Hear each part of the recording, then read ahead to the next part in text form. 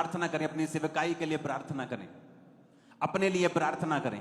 जितनी पहले कभी नहीं की उतनी प्रार्थना करें, जितना वचन पहले कभी नहीं पढ़ा उतना पढ़ें, क्योंकि आने वाले समय में अगर शैतान बड़ी चीजें, बड़े डंडे लेके खड़ा है, तो परमेश्वर बड़ी आशीषें लेके भी आपके सामने खड़ा है।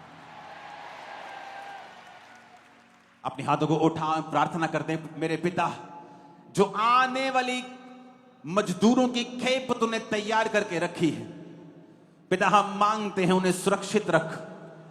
जब तूने बुलाए अपनी माइट से, अपनी ताकत से, वो तेरे कामों में इस्तेमाल हो, बिना किसी शक, बिना किसी डर के। हर डर का, शक का, रुकावट का आत्मा उनकी जिंदगियों को छोड़ के जाता रहे और वो एक माइटी वेपन की तरह इस्तेमाल हो। प्रभु यीशु मसीह के सामर्थी नाम में हम मांगते हैं, आमीन। ऊंचाई आशीष हमारी है चर्च।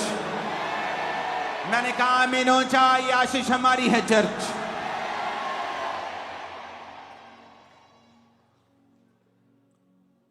दो तरह के लोग होते हैं, एक तो फ्लो के साथ चलने वाले, हवा इधर की है तो इधर चल पड़े, उधर की है तो उधर चल पड़े। विरोध हो रहा है तो कुछ दिन रुक जाते हैं, चर्च नहीं जाते, जब ठीक ठाक माहौल हो गया तो फिर चर्च में निकल पड़ते हैं।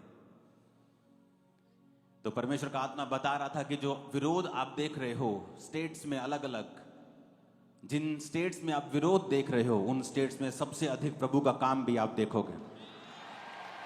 और परमेश्वर चुन चुका है लोगों को, और परमेश्वर जाहिर कर रहा है उनको, और बहुत से लोग नए खड़े होंगे, बड़ी बड़ी मिनिस्ट्रीज को वो चलाएंगे, बहुत से लोग खड़े होंगे और माइटी वेपन की तरह इस्तेमाल होंगे और परमेश्वर के लिए प्यासे होंगे वो। मैं आपको बता रहा हूं, और कोई दुनिया की ताकत इसे रोक नहीं सकती।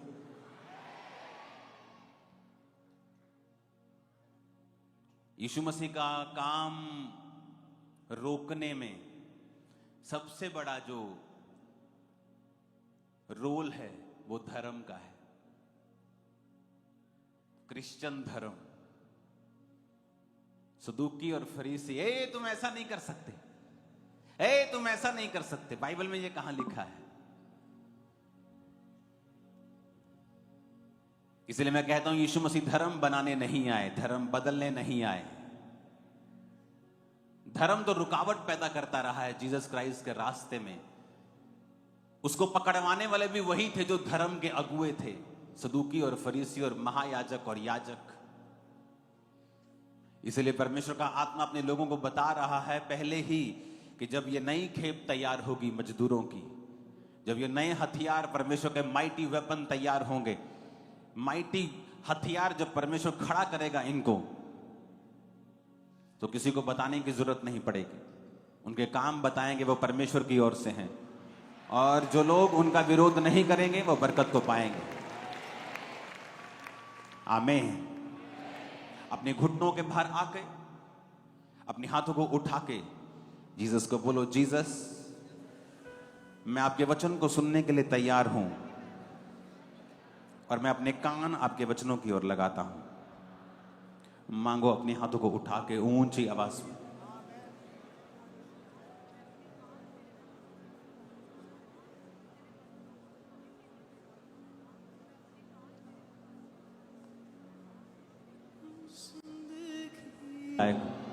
हर आंखों से देखेगी, हर आंखों से देखेगी, धरती का हर कुल छाती पीटेगा, हर आंखों से देखेगी। वो बादलों पर आने वाला है। कलीसिया बोले आ, ऊंची आवाज में कहें आ परमेश्वर। और आसमां अब घर दुनियाए घर है आरज़ी, और आसमां अब घर। अपने हाथों को उठा के कहो, परमेश्वर आज का वचन मुझे सिद्ध करे और मुझे आगे बढ़ाए। प्रभु यीशु मसीह के पवित्र नाम में हम मांगते हैं, आमीन। जितना ऊंचा और लंबा ये ब्लेसिंग उतनी बड़ी है। जोर से जितनी ताकत है हाथों में तारीफ कर दो, जोर से।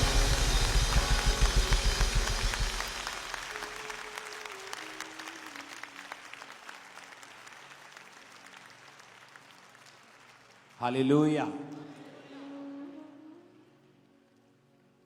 आज स्वर्ग जैसा फील आ रहा है मुझे, आपको आ रहा है पता नहीं। आमीन। परमेश्वर की उपस्थिति में आनंद है, बाइबल में लिखा।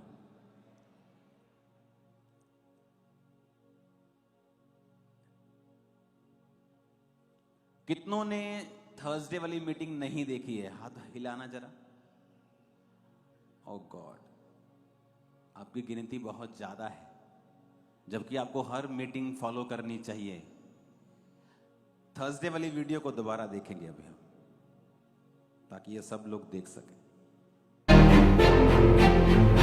परमेश्वर अपने सच्चे दासों पर अपनी आने वाली बातों को प्रकट करता है, ताकि वह जो करने जा रहा है उसे सुनकर लोग सचेत हो सके और उसकी इच्छा के अनुसार चल सके।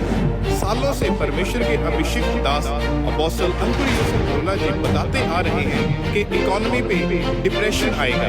तो आइए सुनते हैं इन भविष्यवाणी के शब्दों को।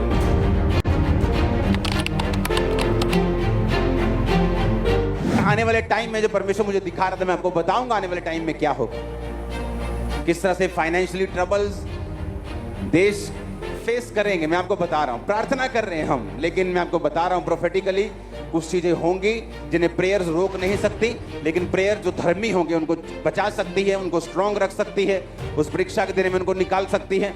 लेकिन वो कुछ चीजें होंगी जो होंगी ही होंगी, कोई प्रेयर उन्हें रोक नहीं सकती।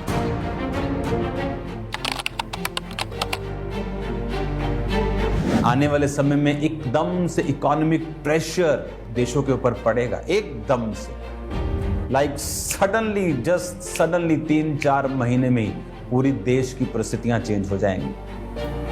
ऐसा होगा। प्रेयर्स आपको बचाएंगी, प्रेयर्स मुझे बचाएंगी, लेकिन इसे होने से प्रेयर रोक नहीं सकती। ये परमेश्वर की ओर से निर्धारित हो चुका है।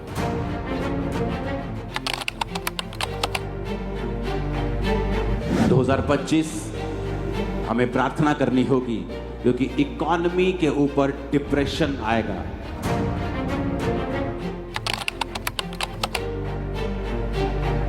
आप जो आने वाले समय का इकोनॉमिक ऑपरेशन है, डिप्रेशन है, आप इसे खत्म नहीं कर सकते। डिले कर लेंगे या खुद बच जाएंगे।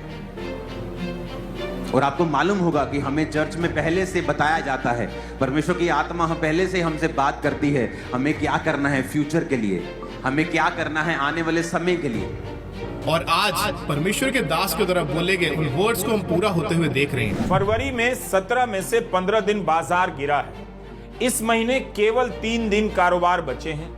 अगर इन 3 दिनों में भी निफ्टी में गिरावट जारी रही तो 34 साल में तीसरी बार ऐसा होगा।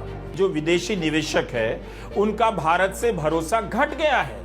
वे हर महीने कई हजार करोड़ रुपया भारत के बाजार से निकाल रहे हैं और शेयर बाजार गिरता जा रहा है। सरकार के दावों से अलग बाजार अलग अलग सच्चाइयां हर दिन बता रहा है।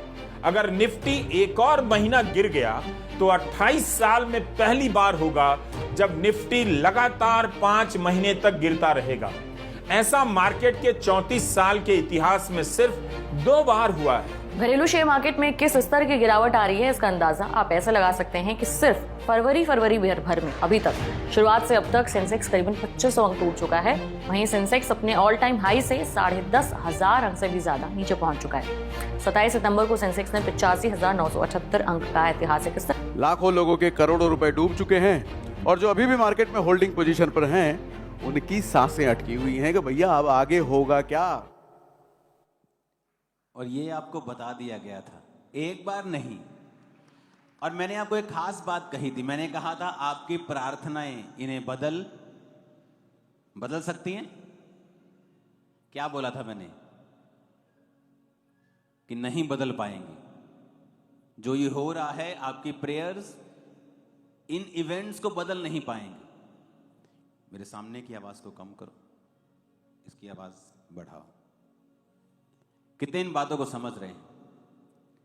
मैंने कहा था कि आपके प्रेयर्स आपको बचा लेंगी, लोगों को, धर्मियों को बचा लेंगे, लेकिन इन इवेंट्स को जो होने वाले हैं 28 साल में पहली बार,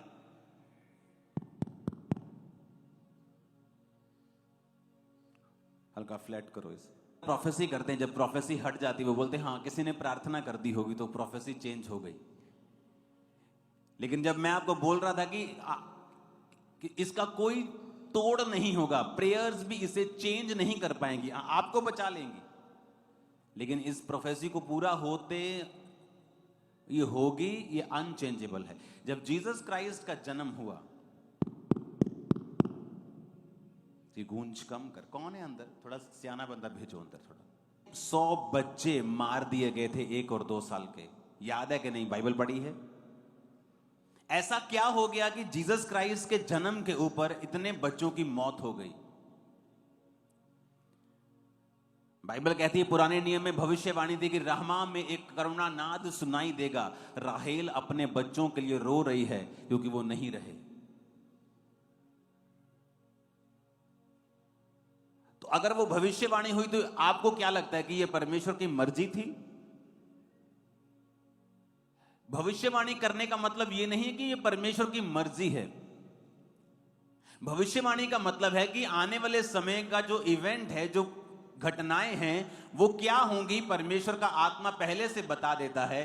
अब जीसस क्राइस्ट के जन्म पर जितने बच्चों की मौत हुई, क्योंकि जब राजा को बताया गया कि बैतलहम में एक राजा का जन्म हुआ है, जोशी आके उसे कहते हैं कि राजा का जन्म हुआ है। राजा घबरा, कहता कौन सा राजा, मैं राजा हूं। कहते नहीं नहीं, आने वाले समय में वो राजा होगा और उसका जन्म हुआ है।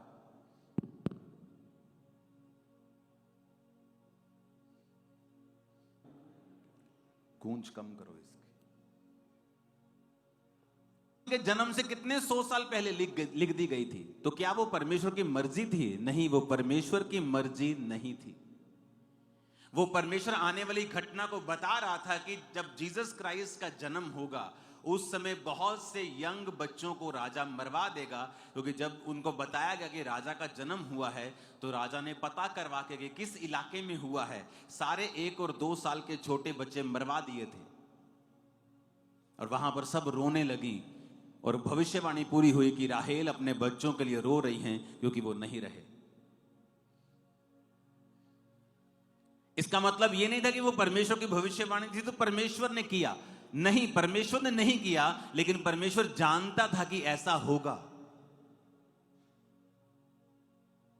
जब एक उजाला आपकी लाइफ में आना होता है या एक बहुत बड़ी गवाही बननी होती है या परमेश्वर के कोई खास प्लान है आपकी लाइफ में, आपको पता है शैतान आपकी लाइफ में बड़ा गेम करने की कोशिश करता है, आपको यह बड़ी परीक्षा से निकलना पड़ता है।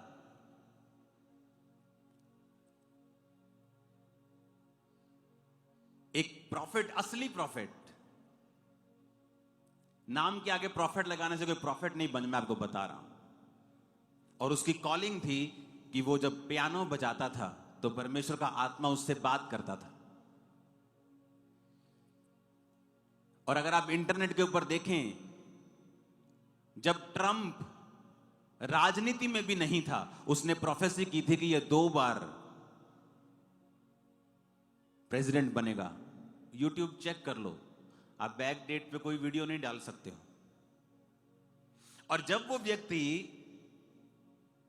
परमेश्वर की बुलाहट में आने वाला था और परमेश्वर उसे एज ए प्रॉफिट चुनने वाला था, अपने बच्चों के साथ खेलते खेलते एक गाड़ी वो चला रहा था और उसके दोनों हाथों की उंगलियां एक एक्सीडेंट में और दोनों हाथों की कलाइयां टूट गई थी। और वो इतना निराश हो गया क्योंकि उसे 40 साल लग गए अपनी बुलाहट समझते समझते। और जब वो 40 साल का होकर अपने काम को भी शुरू करने वाला था, एक नया इंसिडेंट उसकी लाइफ में होता है और उसकी उंगलियां टूट जाती हैं, रिस्ट टूट जाती है और दोनों हाथों के ऑपरेशंस होते हैं। एक ऑपरेशन होता है, फिर अगले दिन दूसरा ऑपरेशन होता है। उसके हाथों में प्लेट्स डाली जाती हैं, उंगलियों में पिन्स लगा लगा कर उसके हाथ को सीधा किया जाता है। और डॉक्टर उसको पता क्या बोलता है कि मेरे भाई, अब पूरी लाइफ में आप पियानो कभी उस तरह नहीं बजा पाओगे, आप बस ठीक हो जाओ, यही बहुत बड़ी बात है।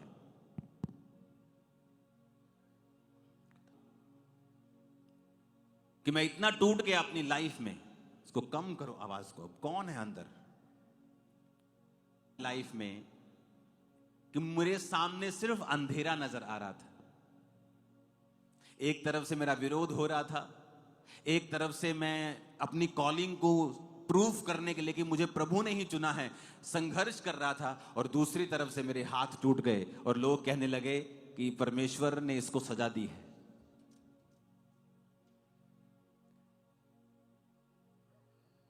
उसने प्रार्थना करनी शुरू की, उसने परमेश्वर में समय बिताया, आंसू बहाए, और 3 महीने के बाद 4 महीने के बाद हाथ थोड़े थोड़े खुले, और कहता जब मैं पियानो मैंने बजाना स्टार्ट किया, ये दुनिया का सबसे भयंकर दर्द था जो मुझे होता था, पर अपनी बुलाहट को मैंने छोड़ा नहीं। कहता डॉक्टर की बात सही साबित हुई, मैं उस तरह पियानो नहीं बजा पाया, बल्कि उससे भी अच्छा अब मैं बजाने लगा था, उससे भी बेटर। कहता उसकी बात सही थी कि मैं उस तरह पियानो कभी नहीं बजा पाऊंगा। कहता अब मैं जब पियानो बजाने लगा तो परमेश्वर का आत्मा मुझसे बात करता था।